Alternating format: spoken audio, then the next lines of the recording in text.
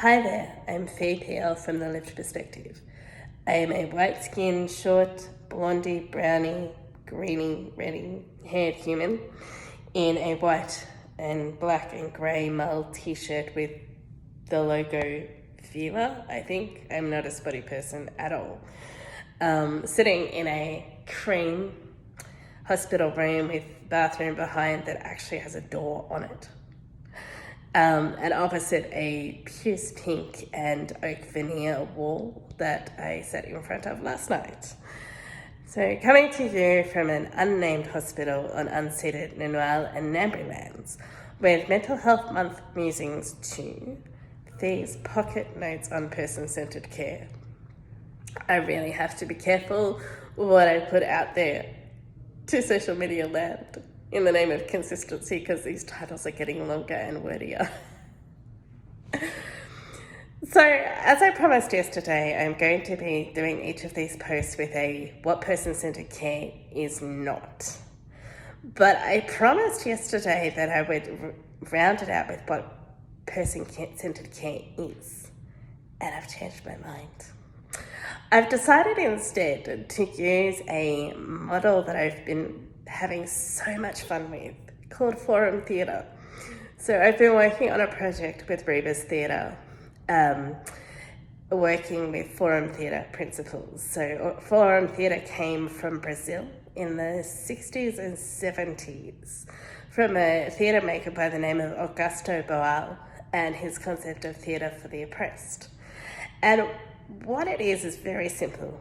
You run a short play, like 3 to 5, 10 minutes, absolute max, that is about a massive social problem, a problem of injustice, and it ends tragically. But then the audience goes back and is invited to watch the play again from start to finish. But this time through, they get to put up their hand when they think something is happening on stage that, if it was changed just slightly, might affect a better outcome for the characters. And then those audience members are invited, if they want to, up onto the stage to play that scene and take the place of the actor whose actions they think, if there is a change, might actually end in a better outcome. So what I'm going to do is I'm going to give you what person-centred care is not. I'm going to give you a few little principles to help you understand the scenario.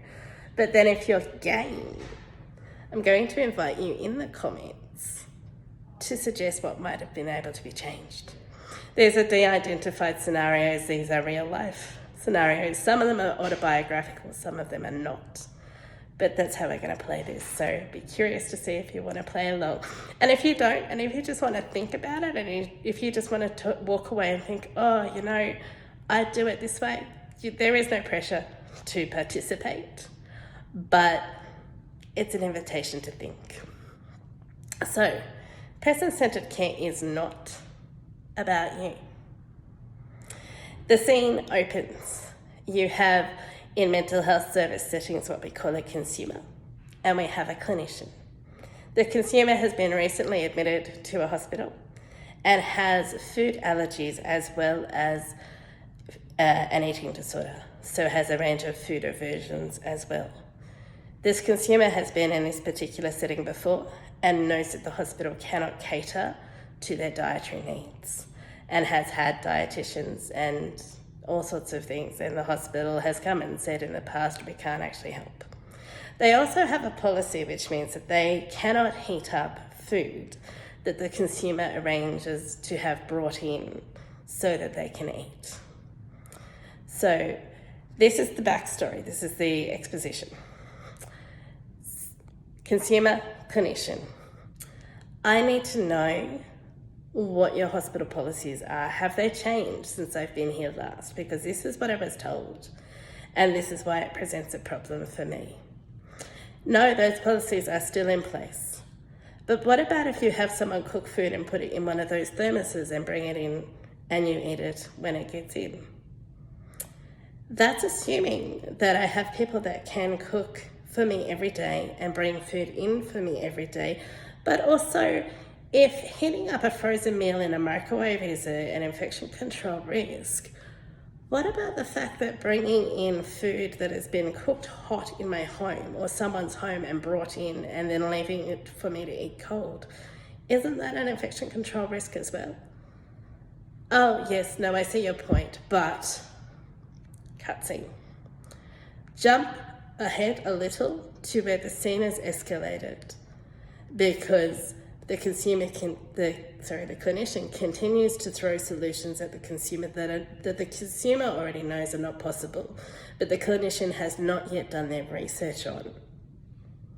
Cutscene. A little while later, consumer and clinician are meeting to discuss the escalation of the situation. The consumer apologizes profusely because they know that it's not actually helping their situation at all. The clinician's response is, I'm here for you. I know what it's like. I've been a patient in a hospital before. I understand your frustrations. I want to help you. I am here to help you. Cutscene. Person-centered care is not about you. What is person-centered care about? If you could take the position of the clinician only, how would you bring about a better solution, a better ending? Where would you change the conversation?